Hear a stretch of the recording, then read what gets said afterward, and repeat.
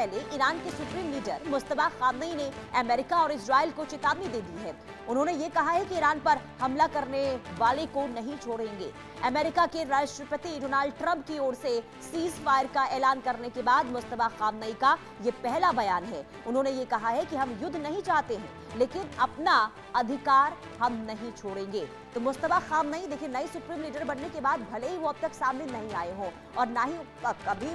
कोई वीडियो जारी करके उनकी ओर से कोई संदेश पहुंचाया गया हो, लेकिन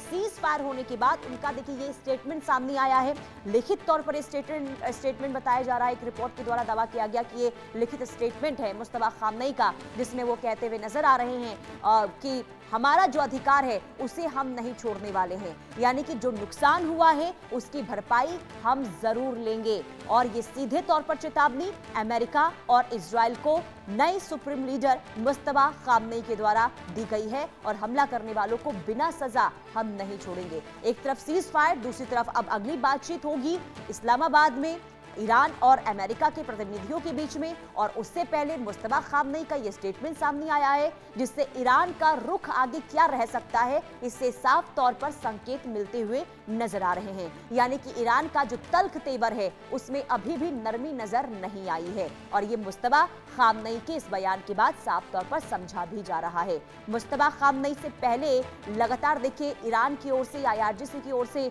और राष्ट्रपति पेजेश्कियान हो उनकी ओर से कई बार कहा गया कि देखिए ये जो युद्ध हुआ है, जो हमला हुआ है, जो जंग शुरू हुई है, ये थोपा गया है हमारे ऊपर। हम नहीं चाहते थे कि ये जंग हो, लेकिन अगर जंग शुरू हुआ है तो उसकी भरपाई भी की जाएगी। अब एक बार फिर से मुस्तफा खामनेई की ओर से वही प्रतिक्रिया सामने आई है जो ईरान की ओर से शुरुआती दौर से ही देखने को मिल रहा है, जिसमें यह कहा गया कि युद्ध की शुरुआत अमेरिका और इजराइल ने की है और ऐसे में जो नुकसान हमारा हुआ है उसकी भरपाई हम करके रहेंगे।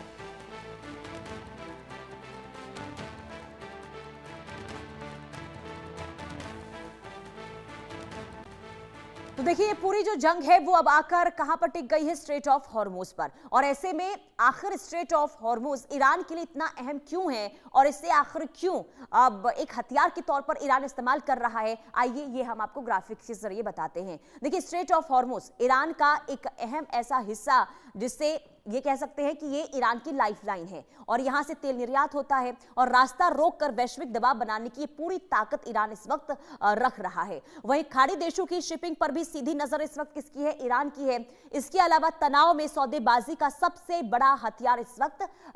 स्ट्रेट ऑफ हॉर्मुज है ईरान के लिए। वहीं स्ट्रेट ऑफ हॉर्मुज पर रणनीतिक पकड़ ईरान की है। अब देखिए जहां स्ट्रेट ऑफ हॉर्मुज खोलने को लेकर यहां पर सहमति बनी तो अब टैक्स वसूली को लेकर भी ईरान ने कदम उठा दिया है। तो कुल मिलाकर देखिए स्ट्रेट ऑफ हॉर्मुज पूरी दुनिया के लिए अहम है और लेकिन अगर स्ट्रेट ऑफ हॉर्मुज पर पूरा कंट्रोल इस वक्त ईरान का है तो इसके पीछे आप वजह समझिए कि ईरान को यह पता है कि देश की निर्भरता स्ट्रेट ऑफ हॉर्मुज पर है और इस जंग में अगर स्ट्रेट ऑफ हॉर्मुज को वो एक हथियार की तरह इस्तेमाल कर रहा है तो इसके पीछे की वजह यह है क्योंकि एक रणनीतिक पकड़ है और तेल निर्यात की सबसे बड़ी लाइफलाइन है स्ट्रेट ऑफ हॉर्मुज। अब सवाल यह उठता है कि आखिर ईरान को इससे क्या फायदा होगा, आइए ये भी हम आपको बताते हैं। देखिए ईरान इसे फायदे की तरह इस्तेमाल कर रहा है क्योंकि ईरान को पता है कि स्ट्रेट ऑफ हॉर्मुज बंद कर दिया जाएगा तो तेल की कीमतों में उछाल कई देशों में आएगा। इसके बाद क्या होगा, त्राहिमाम की स्थिति देखने को मिलेगी और इससे दबाव बनेगा दुश्मनों पर आर्थिक दबाव बनाने का पूरा यहां पर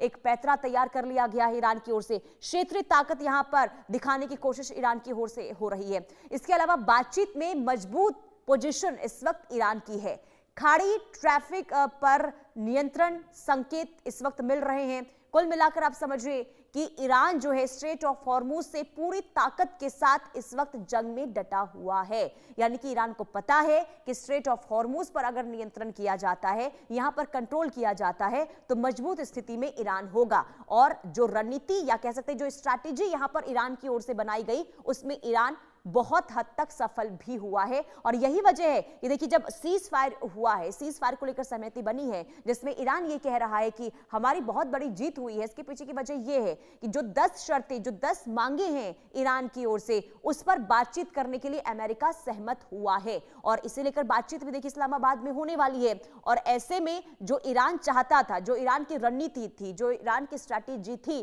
उसमें ईरान को जरूर जीत मिली है और उसको पता था कि स्ट्रेट ऑफ हॉर्मुज पर अगर पूरी तरीके से नियंत्रण पाया जाता है, कंट्रोल किया जाता है, तो उससे किस तरीके से अमेरिका और इजराइल पर दबाव बनाने की कोशिश होगी, और इसमें सफल भी हुआ है, सक्सेस भी हुआ है ईरान। और ऐसे में एक बार फिर से देखिए ईरान की ओर से जो लगातार बयान सामने आ रहे हैं, जिसमें यह साफ तौर पर संकेत ईरान देता हुआ नजर आ रहा है कि अभी भी ईरान जो है वो कम नहीं है इस जंग में, यानी कि अभी भी मजबूत स्थिति में है ईरान, और उसकी